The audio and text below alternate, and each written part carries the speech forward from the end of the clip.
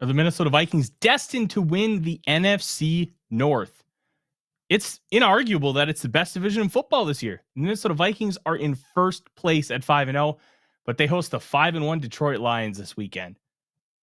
It's going to be one hell of a football game, but there's a lot of nuance behind if the Vikings can actually win this division. It's not as simple as a 5-0 start. It's not as simple as a great defense. There are a lot of different factors, and we're going to talk about them all here tonight on The Real Forness Show.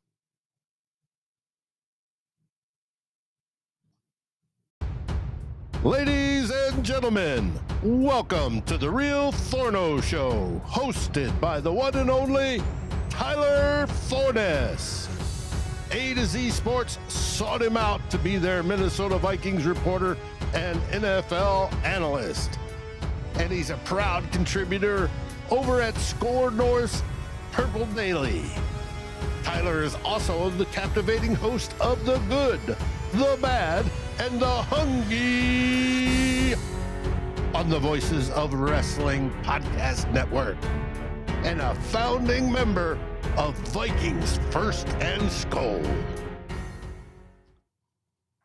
Welcome, ladies and gentlemen, to another episode of The Real Forness Show. I'm your host, Tyler Forness. With me, as always, in the top left corner, he is producer Dave. Dave, I want to give a shout out to you for having to deal with another Darren Campbell absence this past weekend. Way to power through. He says he promises he'll be on the show Saturday. Promises. He returned to Yellowknife last night. Hey, I hope you're watching, Darren, because this is all in good fun. And I'm going to have a lot of it at your expense over the next few weeks. Welcome, ladies and gentlemen, to The Real Forness Show.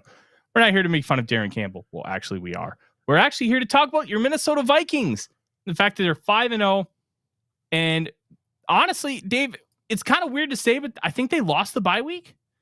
And by losing the bye week, it's mainly because the other teams in this division not only all won their games, they all won their games by 3 scores or more.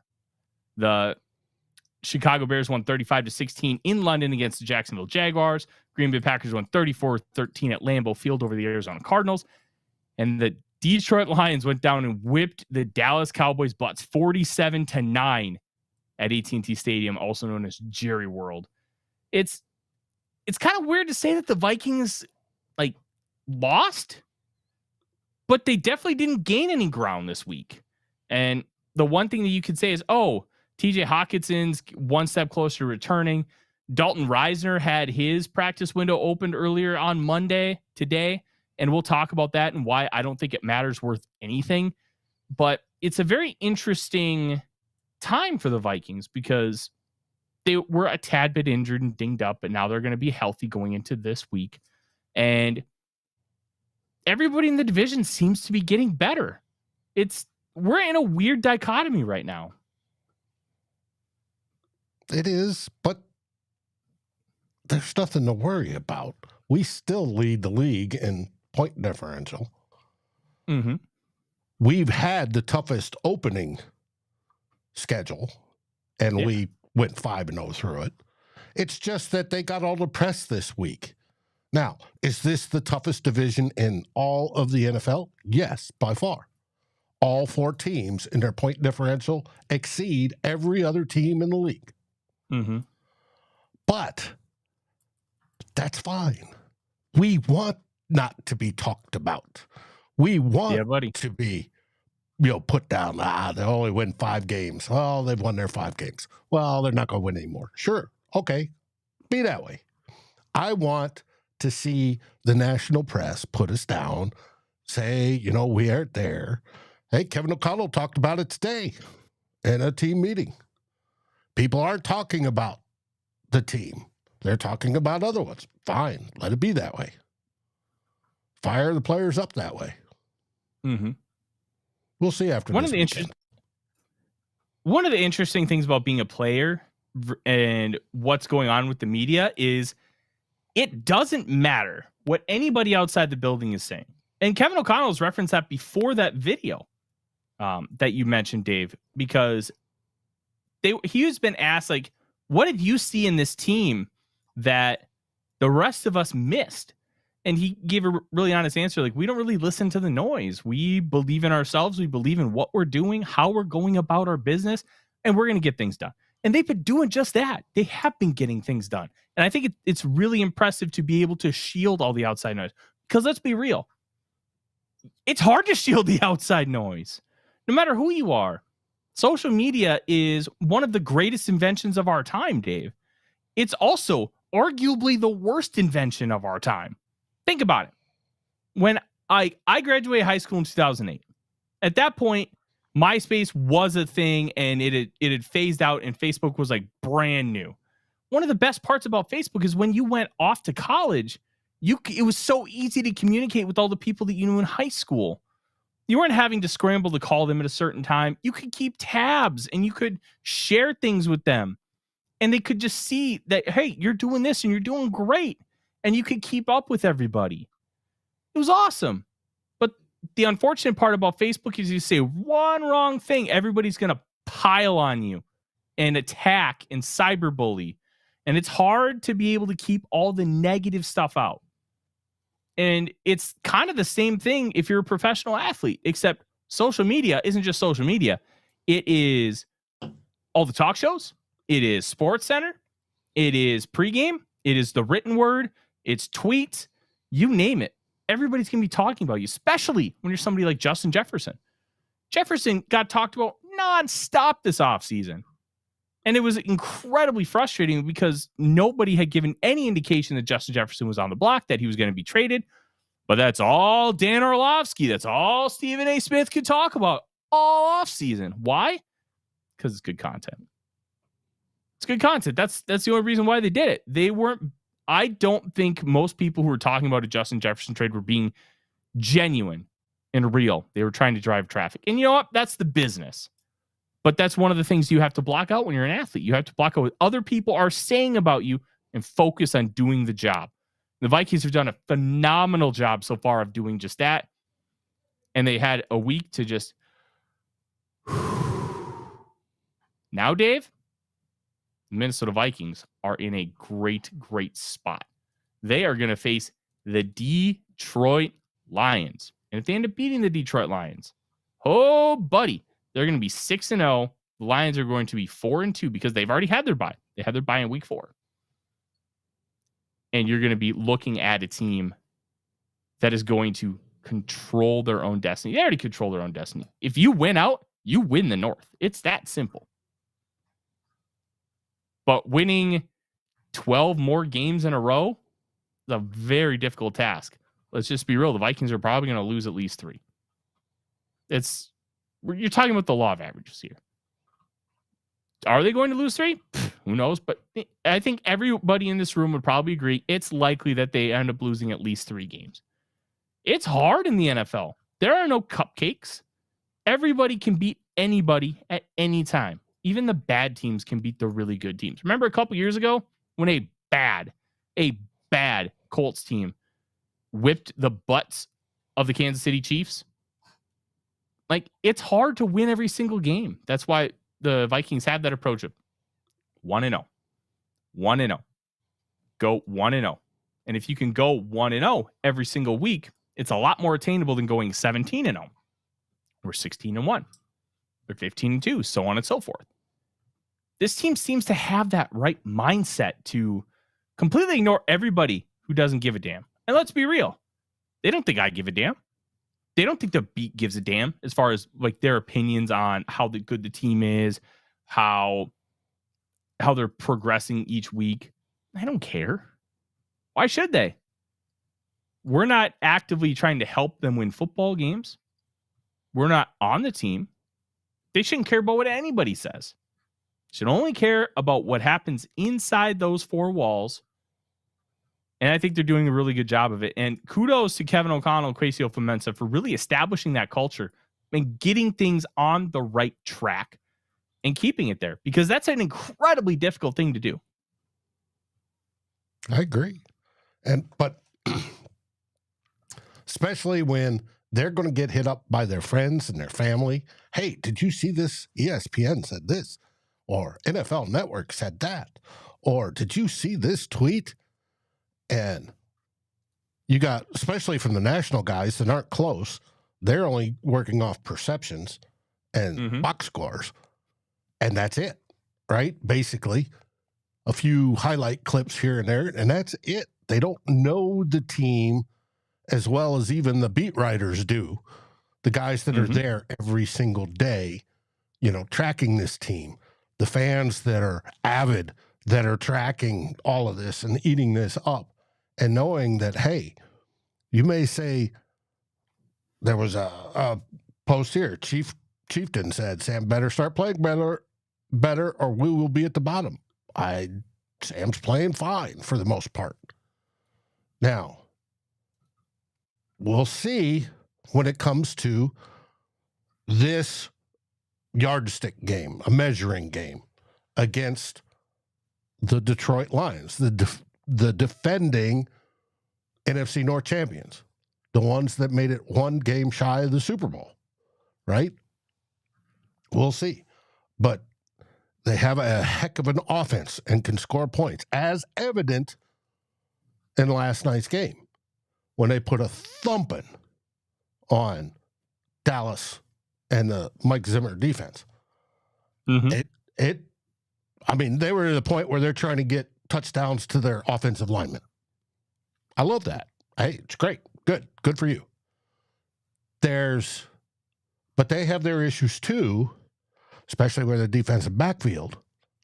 It's going to be interesting to see how we match up when the Lions are coming in all pumped up. They did great. Are they due for a letdown? Are we going to be up and ready for this game coming in after the bye? It's at home, US Bank Stadium.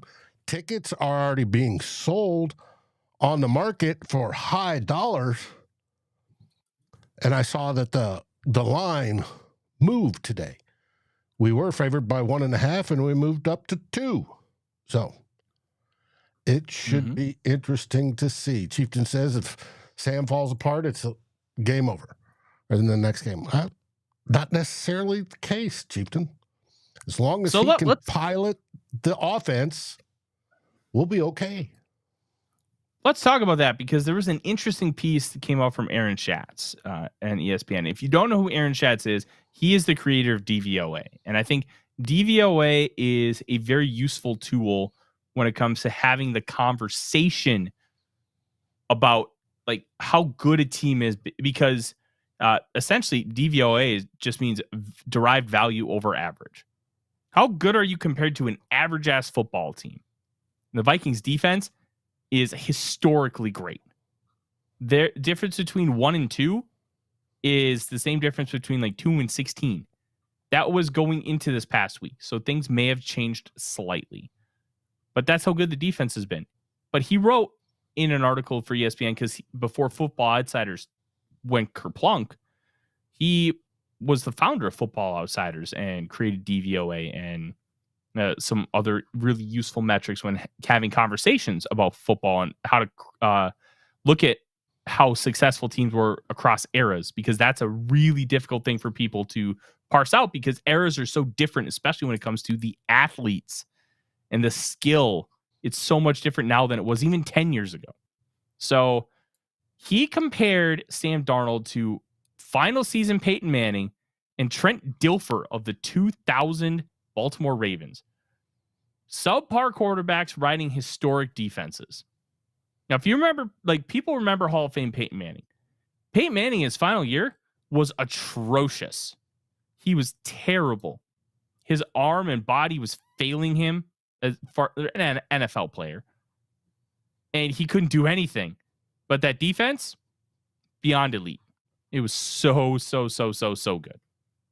And Trent Dilfer, that 2000 Baltimore Ravens defense is arguably the greatest that's ever played football. It was phenomenal.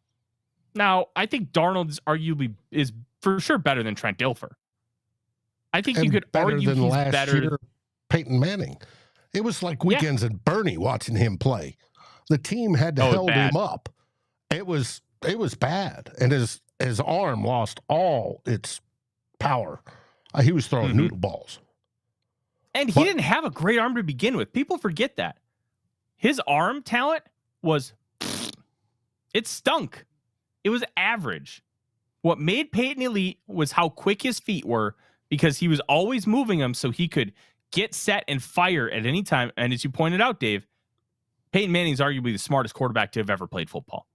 That dude was so intelligent. He was so good that Ed Reed talks about a story where he screwed up a coverage intentionally multiple times so he could bait Peyton Manning with it.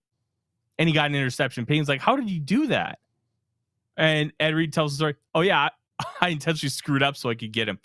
And like, that's the kind of cat and mouse game that guys are playing with someone like Peyton Manning, because he was that smart. He knew everything. Like, you know how your parents say, oh, you think you know everything? Peyton was the one guy who could say, yes, I did. I knew everything. So it's interesting to kind of look at that Darnold comparison, because I do think he's been fine. I don't think he's been great. Great being a relative term. He's great for what the Vikings asked him to be. He's great for being this kind of player. But Dave, let's not beat around the bush. He ain't great. He's fine. He's fine. He's a capable driver for this car. And what's really going to be intriguing to me, and we talked about it last week. Like, you and I might not have talked about it. I think I figured out why the Vikings have a perceived poor offensive line. It's not the fault of the offensive line itself. It's Sam Darnold and Kevin O'Connell. Because they are 9th in pass block win rate, which, for those of you that don't know, it's an ESPN metric. I don't love it, but because of how they grade it, it's used to emphasize this point. They are 9th in the NFL with a 63% pass block win rate, which means 63% of the time, they're holding that block. They're holding it for 2.5 seconds or longer. So when you have these deeper route concepts that the Vikings have, guess what, Dave? You got to hold on to the ball for a while. You got to let these routes develop. You remember that interception to Jordan Addison against the New York Jets? That was an 18-yard dig route. So Jordan Addison has to run 18 yards after getting off the line of scrimmage, break inside, and then try to catch the ball. That takes time.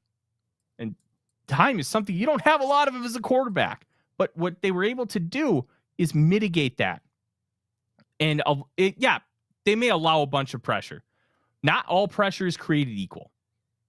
If you allow pressure at 3.5 seconds, I will take that every damn day. Why? The ball is going to be out at 3.5 seconds over 90% of the time. So that pressure doesn't matter. And that's why, like, Darnold has the second largest time to throw, which is important to this construct of the conversation. He also, per Next Gen Stats, has the 5th highest pressure rate. Well, if you have the second highest time to throw, that pressure rate's going to be high. Why? Because you're holding on to the football. And that's where you add in a metric like pass block win rate, and it emphasizes that, hey, they're doing a really good job of blocking over 2.5 seconds. It really mitigates the fact that, like, Ed Ingram allowing 17 pressures and Garrett Bradbury allowing 13, that's nowhere near as impactful, is it? Because they're intentionally holding on to the football to try and drive it down the field. So it's more an onus on Kevin O'Connell and Sam Darnold rather than as the offensive line. Because as an offensive lineman, Dave, being asked to pass block for more than 3 seconds is an incredibly difficult ask at this level of football. At any level of football. Mm-hmm. So I think the onus here, and Arif Hassan had some really, really good stats that he pulled that I'm going to pull and kind of talk about later. I didn't have a chance to do that because I was finishing something out right before the show. But, like, I think it's that time to pressure is 4th in the National Football League, where time to pressure means how long does it take for pressure to get home? It's the 4th highest in the National Football League. So the Vikings are holding their own for longer than anybody else. Mm-hmm. I think that's really, really important when having the conversation. Now, look,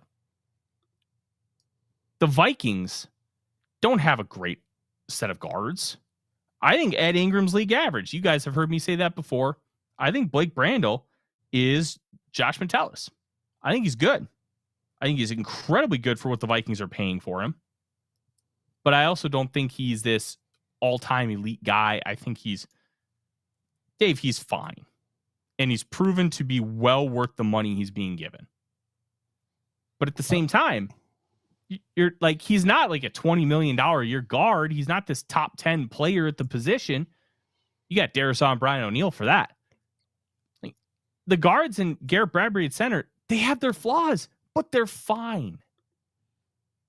And do you need to have these elite players on the interior? That sounds pretty great. I'll take it. But now you have to pay them. Do you want to pay guards $20 million a year when you can get solid enough production for how the Vikings want to play football?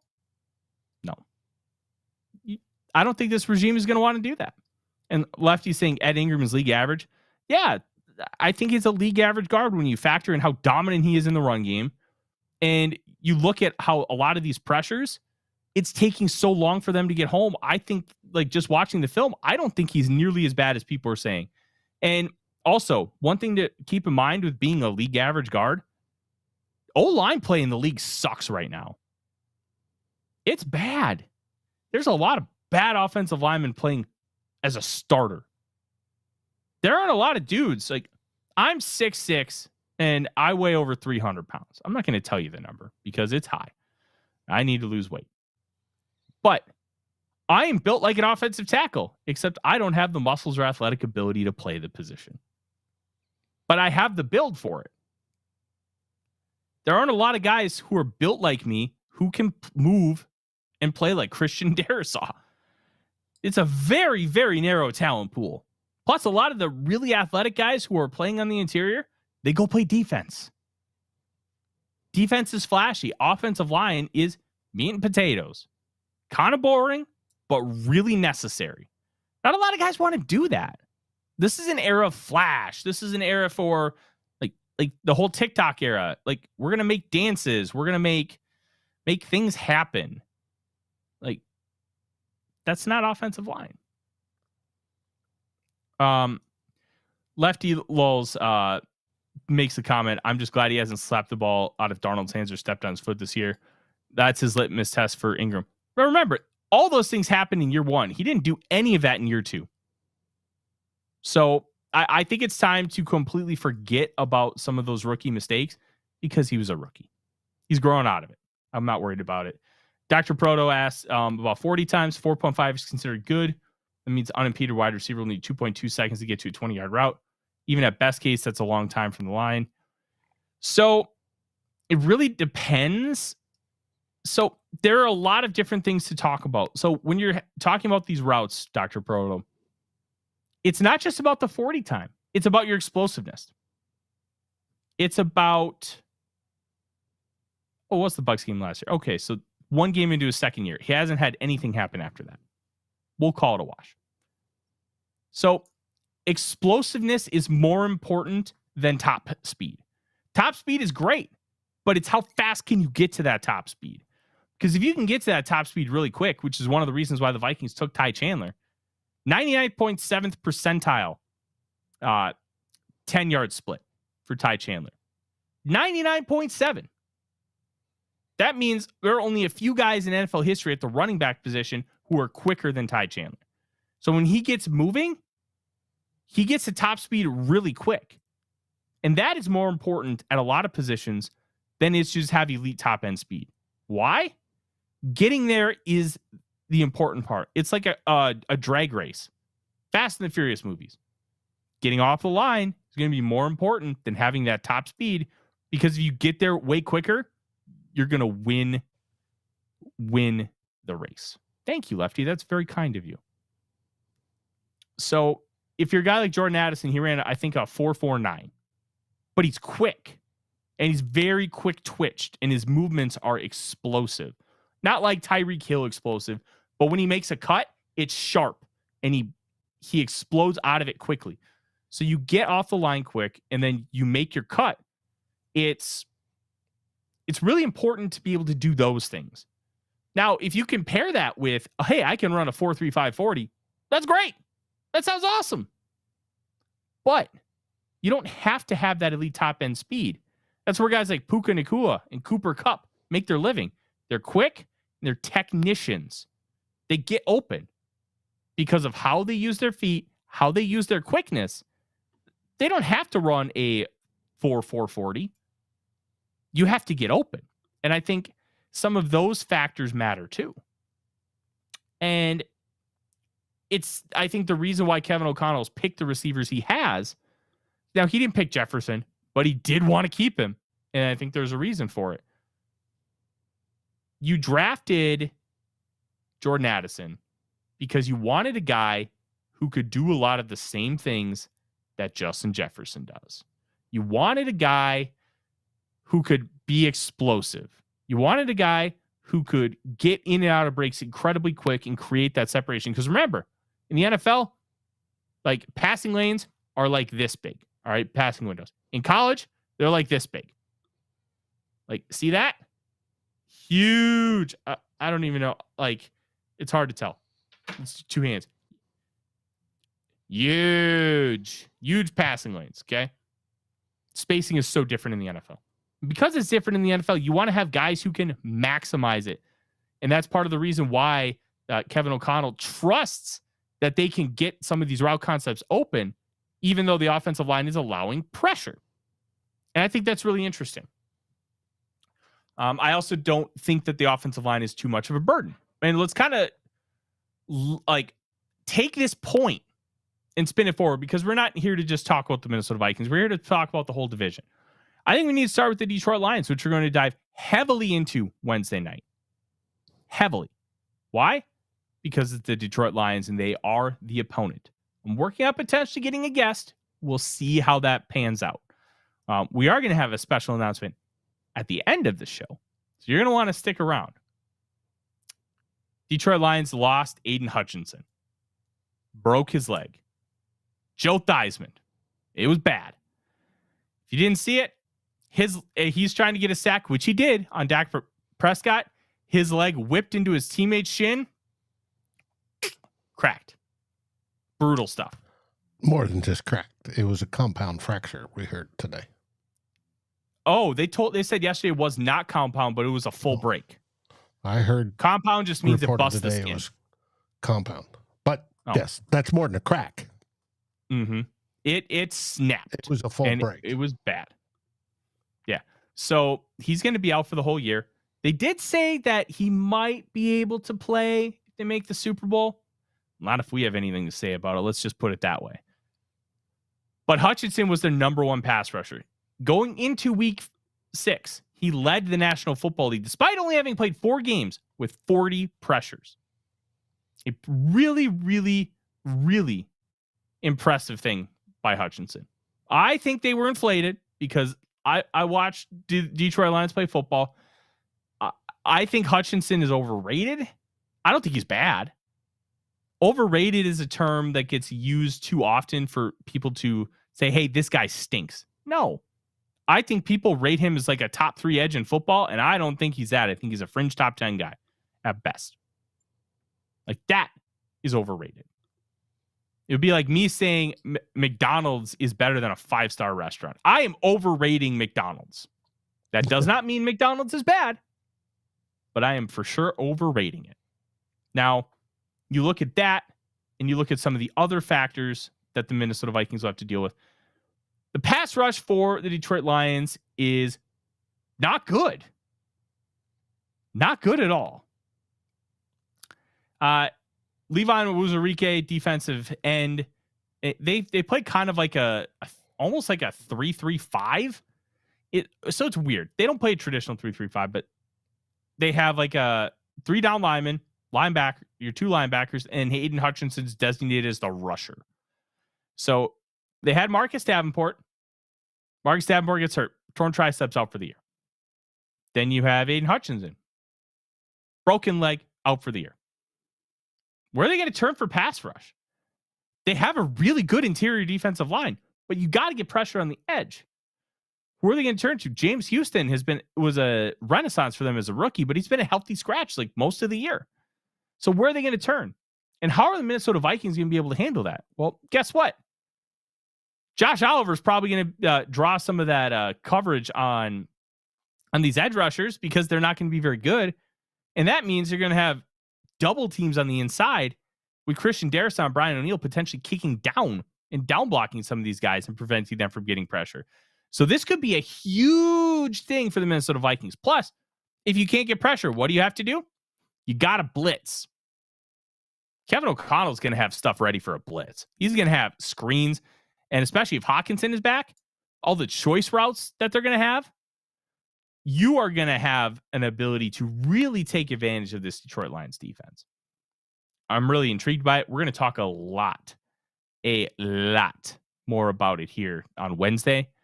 But that was the big thing with the Lions. They look great on offense. They're multiple, but they're not all the way there yet. Now, Green Bay Packers, very, very weird team. They won 34-13 over the Cardinals. Jordan Love got the best and the worst parts from Aaron Rodgers and Brett Favre. Dude is a bozo machine, but it just works. Did you see a couple of the throws that were plastered all over social media the last couple of days, Dave? Just bozo stuff.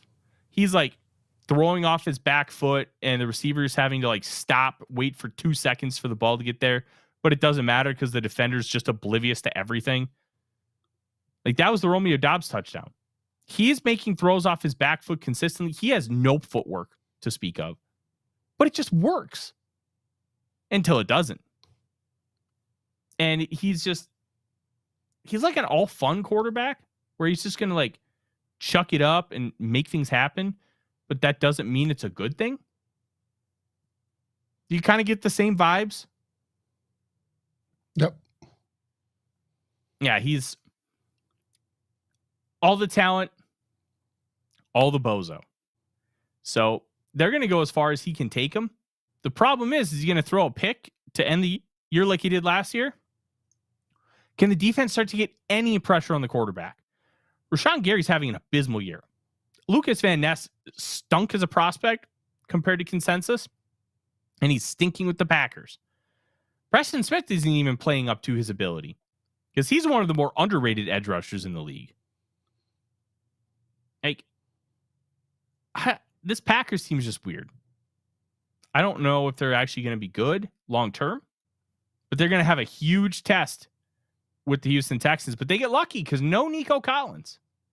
But the Texans did put up 41 points against a good New England Patriots defense. Now, they may not be a good team. That defensive unit is very good. So putting up 41 against them, impressive. Very impressive. So the Packers are 4-2, but so are the Chicago Bears. And Dave, this one is really interesting to me. I don't believe the Chicago Bears are a great football team, but I do think that they're an interesting football team. What do we mean by interesting? Well, let's take a look at the teams that they've beaten so far, because they haven't exactly beaten a murderer's row. They beat the Titans. They beat the Rams, who were just incredibly injured. They beat the Panthers, and they beat the Jaguars. They lost to the Colts, who are an up and down team right now because they're dealing with a lot of injuries. And they lost to the Texans, who are one of the better teams in the National Football League. Well, what happens when they play good teams? They got to take on the Commanders next in 2 weeks because they're on a bye now. Then they take on the Cardinals. And then after the Patriots on the 10th, they host the Packers, host the Vikings, at the Lions, at the 49ers, at the Vikings, home against the Lions. They're going to really have to show that they are a good football team. They're going to have to show it because right now, all they've shown is that they can beat bad teams. And they haven't even been consistent with that because you could call the Colts a bad team. So I don't know how good the Bears actually are because they're just playing bad football teams. And they couldn't do anything against the Texans. But it's also Caleb Williams' second start. So how do you balance that out? How do you balance out rookie quarterback still trying to learn how to play football in the NFL and a loss to a really good football team? There's so much that we don't know about the Bears right now. I'm not going to say 4-2 is a fluke. I'm not going to say it's legit. I'm saying I want to see what the Bears do when they face real teams. Now that they're like kind of in a rhythm, Caleb Williams has his feet underneath him. I want to see more. I don't know what the Bears are, but they're going to tell me. They're going to tell all of us here soon. This Bears team is interesting, to say the least.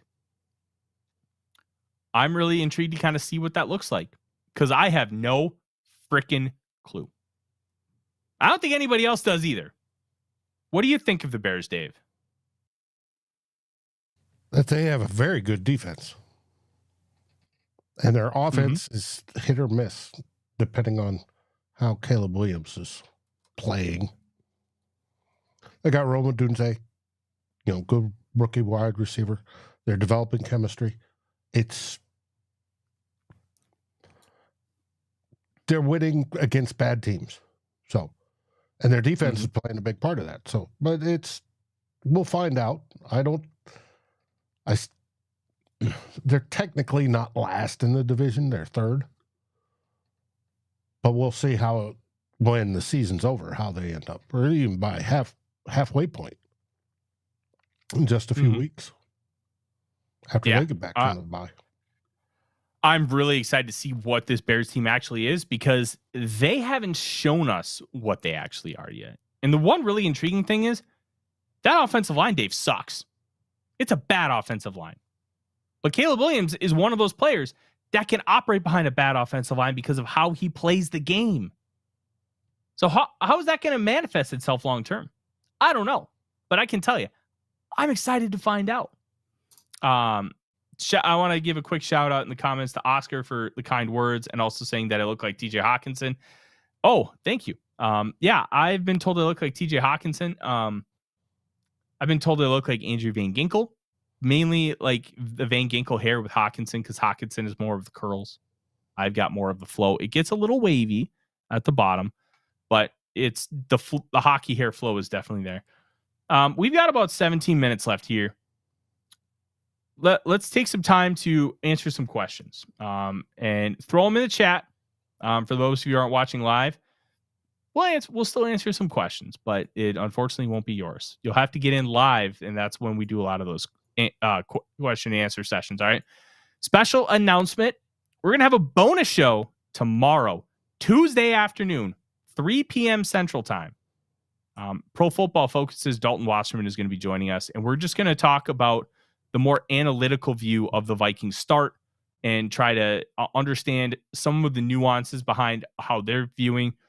Dalton did predict the Vikings to go 4-13, and we're not going to bury him for that prediction. A lot of people predicted the Vikings to not be very good, but I find it interesting to talk to people who have poor predictions that completely go the opposite direction and how they've retconned it in their brain to understand, okay, here's where I was wrong and how that process works. Because I think it's a really interesting thing. And it's something that when I've been really wrong on something, I like to kind of reflect on. So we'll have a conversation with that. We're going to talk about the interior offensive line, all kinds of other things with the Vikings 5-0 start. You're not going to want to miss that. All right, Dave, do we have any questions from the chat? Yeah. Aaron from here in Austin asks, how do we match up versus the Lions? So it's very interesting. On defense, I'm going to be really intrigued to see how this team in this Brian Flores-led defense is going to handle the Lions. Because remember, the 2 games the Vikings played against the Lions last year, the defense had kind of already been figured out. And because the defense had been figured out, they just whipped our butts, and we hadn't really figured out how to counter that. Some of the things that the Vikings did to counter that last year was they got in better players. 6 new starters on defense. Guys like Jonathan Grenard, Andrew Van Ginkel, Blake Cashman have been such a renaissance for how this team wants to play. And it's been really interesting.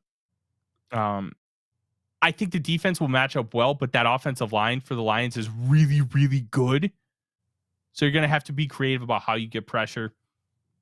I'm not really scared of Sam Laporta. I think he's a scheme merchant. I don't think he's that good of a player. I honestly think the Lions downgraded a tight end when they got Laporta, because Laporta hasn't been playing well this year. Why? He's not schemed wide open half the time. That's why he was so productive in year one. It wasn't because Laporta's this all-world tight end. Hawkinson's more of an all-world tight end. Laporta was a result of Ben Johnson being really creative and getting him open. So, yeah. I think the Vikings will match up really well, but I don't know how they're going to win some of these battles because that's going to be the key. Everybody has a great plan until they get punched in the mouth. I can't remember who said that. Was it Mike Tyson? Mike Tyson. Yeah. Everybody's got a great plan until you get punched in the mouth. How do you react once you get punched? That's what's going to be interesting. Oscar, you really went to school with TJ? That's fucking cool, man. That's cool. What else do we have for questions, Dave? I think we got time for, I don't know, like 3 to 5 more. That's it. That's all that's rolled in so far. Oh, cool. Well, we got one from Chieftain. Forno, if Sammy flops next game, will you still believe like he played the last game and a half? I think the idea behind believe is going to be different for everybody else. I don't necessarily think that Darnold is on a path right now to even be considered for an extension. He's got to win like MVP in a Super Bowl ring. That's when you consider an extension. And I think Darnold getting an extension will have zero bearing on the JJ McCarthy thing. I think the odds of him getting an extension are less than 1%. But if you win this franchise a Super Bowl and you win a most valuable player award, how in the world are the Vikings going to say, I don't want that back in my team? That's the level that he would have to get to because they really do believe in JJ McCarthy. But that video that we had from a few months ago, Dave, where we talked about how good can Sam Darnold really be, I related it to the 2004 San Diego Chargers when they had a 4th-year Drew Brees on the final year of his rookie deal make the Pro Bowl with 4th overall pick Phillip Rivers waiting in the wings. Lefty That's asked, the situation we'd be. why are people freaking out? He's played the best defenses we'll see all year without Aaron Jones and his security blanket. Calm down. And the really interesting part about that, Lefty, is the process wasn't really that bad. We talked about it last Monday. I recommend you go watch that show. I thought he should play a little bit more like Kirk Cousins. Just a little bit. Be more comfortable taking a check down instead of firing the ball 20 yards down the field. And I don't want to take the aggressiveness away. I want him to be more calculated. Be smart about throwing the ball down the field. If you can do that, it's going to take things to another level. It's going to make things happen on a different level. And it's going to make them really prioritize covering both deep and shallow because you're attacking all levels of the field. So I'm really, really, what's the word? I want him to feel more comfortable taking 10 yards and a first down rather than going for 25. But his head is like, I want to get that 25. That's what Kevin O'Connell wants too. But you have to be willing to take the layup. Kurt Warner talked about it. Best quarterbacks take the layups. You want to know why Patrick Mahomes' stats have been down the last 2 years? It's because he's like, oh, you're going to give me 10 yards? Okay, I'll take it. The problem with Kirk is he wanted to take it way too much and wouldn't drive the ball down the field. So saying, hey, I want him to play a little bit more like Kirk is more like, hey, I want to have a catchy title for the show or for the article so people will click on it and watch or read. But I want him to keep playing the way he does, just be a little smarter with some of the decision making. Okay, we have a couple more questions. Okay. Dave L. says, I heard people are ripping on Turner. I think it's more about other players playing well. I did not expect Jones to play as well as he has, but I feel it's sustainable. The few games he's seen. Thoughts?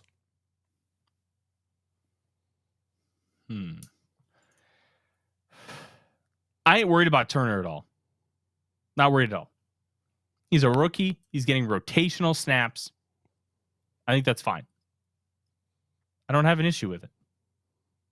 And Look, here's the thing with rookies. You don't want them to play right away. If they play right away, it means they're really good or you suck. Like, if rookies don't play, that's okay. It's not a big deal. You're not drafting rookies for year one. You're drafting them for years 2, 3, 4, and beyond. So the fact that Turner's not playing well right away, but other guys are, be happy with that. And I think like Jones playing this well, I do think it's sustainable, Dave, because it's not like he's playing completely out of this world. He's playing good football. He's playing good football. He's getting pressure at a very sustainable rate.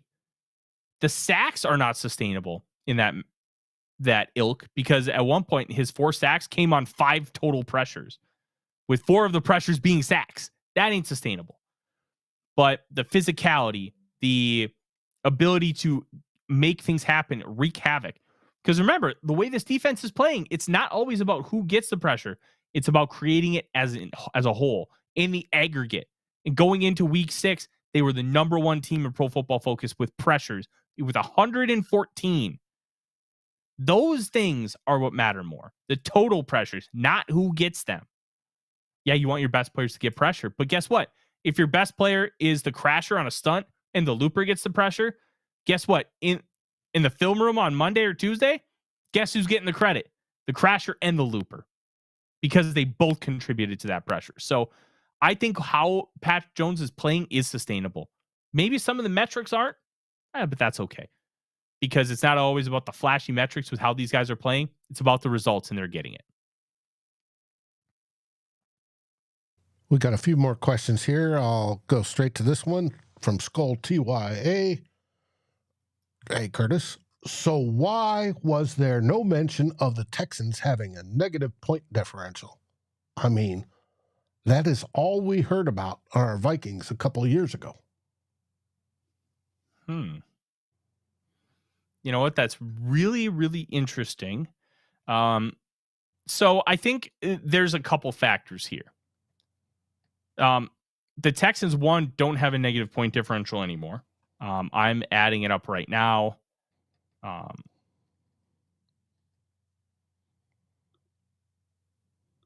They're +8.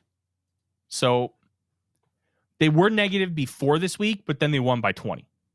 So I think one of the reasons being is that you can look at the Texans games and look at how well they played and who they played. The Colts was a close game.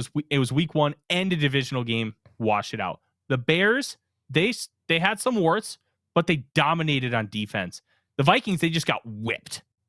Jaguars, also division game. They won that game.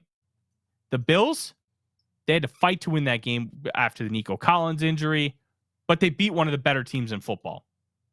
Patriots, they shellacked them. I think one of the big differences between, like, you are using point differential, which that kind of comparison is completely apt and fair, but I also don't think it tells the whole story about the Texans, because they have played good football, really good football outside of that Minnesota Vikings game. The Vikings just beat the piss out of them. And every once in a while, you're just going to get the piss beat out of you. Likely the Vikings will have one of those games this year, because almost every team has one of those games. If they don't, it's a sign of a great football team. So the point differential factor, I'm not super concerned about it. It's because you feel more comfortable with how the Texans are winning these games, where the Vikings had to come back from 17 down against the Bills, 33 down against the Colts. And they're hanging on by a thread against teams like Washington, Detroit, Chicago. Now, remember, this was 2 years ago, so those teams weren't good. Those factors do matter when you're having these conversations. So I'm not really concerned about the point differential thing with the Texans. I don't think it's a one-to-one comparison with the Vikings, but I understand the question. I get it. There's other nuanced factors to go along with it. Okay, we've got a couple more I want to hit. Okay. Got to scroll back up. Jackie Miller asks, are we going to make a trade at the deadline? Great question. I think the Vikings will try. And I know it feels like lip service where, oh, they're going to try. They're going to try to make a move. They're going to try and improve the football team. It's like listen to the poll ads about the Twins for the last decade. Oh, we're going to try and win baseball games. We're just not going to give you the money to do it. There are factors here. There's two things with a trade. Multiple things, okay? One, you have to want to trade for a player. Two, the other team's going to have to want to trade the player. And three, you're going to have to agree on compensation. You might get to steps 1 and 2, but you might not get step 3, especially with the Vikings having such weak trade ammunition. Now, remember, they do have a guaranteed 3 picks in this upcoming draft. Their first-round pick, their fifth-round pick, and the Browns' fifth-round pick. We don't know about the 7th-round pick. They were supposed to have acquired one from the Pittsburgh Steelers for the Jesse Davis trade at the end of training camp in 2022. Nobody has really confirmed if that pick has actually been sent over to the Vikings. I've seen mixed reports, have not been able to figure that out. So Vikings maybe have 4 picks. The comp third can't be traded until it's officially awarded. So you can't use that in a trade deadline here. I think if the Vikings make a trade, I think it would be smart to trade the first-round pick, get a second-round pick back, and then you can figure out the rest of the details. Because this year's first round stinks, especially if you're going to be picking the back end. There aren't going to be guys worth it. It's a weaker draft class at the top, but it has more depth. So if you take a step back from round 1 to round 2, and you could get a player that you think can help you now and long term, I think that's a really good idea and something the Vikings should seriously consider. But there's a lot of other factors. There's money, the willingness to trade, and they're agreeing on compensation. It's a long list of things that have to happen. But if it happens, like, I think it's probably at either corner or more likely defensive line.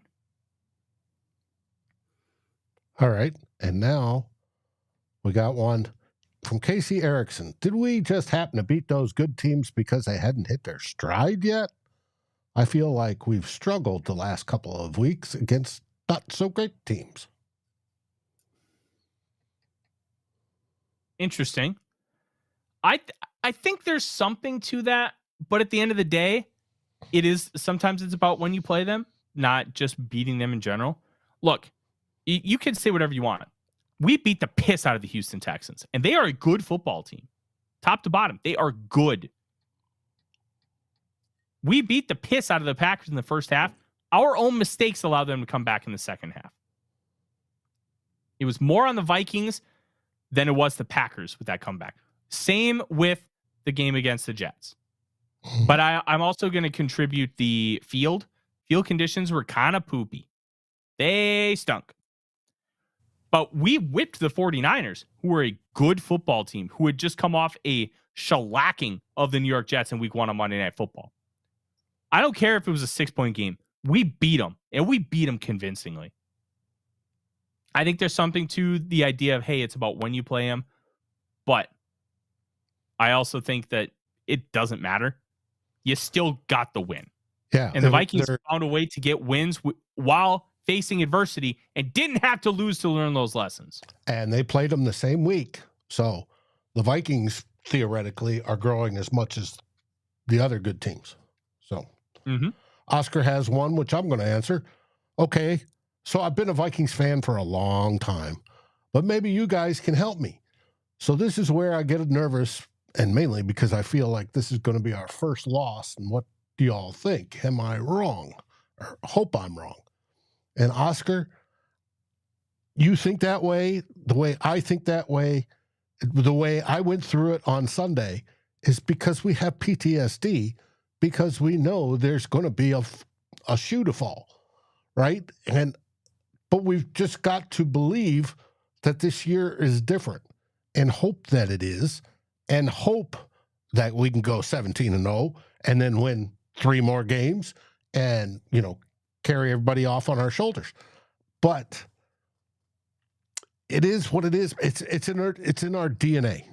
That's all I can say. And we got to hope that this week, I'm hoping we have the advantage. I think the Detroit Lions are going to be psychologically hurt and wounded because of the loss of Hutchinson. we need to be able to take advantage of that. Just my opinion. Yeah. Dave, I think that's our show. Good stuff. Good stuff. We're going to be back Tuesday afternoon, 3 p.m. Central Time. Or if you're listening on podcast, it'll be on podcast at some point too, whenever Dave is going to be able to get it up onto your podcast app of choice. And then we're going to be back also Wednesday night, Real Forno Show, hopefully with a special guest. We'll see how that ends up working out. In the meantime, thank you guys so much for joining us. I'm Tyler. He's Dave. We are Vikings First and SKOL. SKOL Vikings, baby. SKOL Vikings.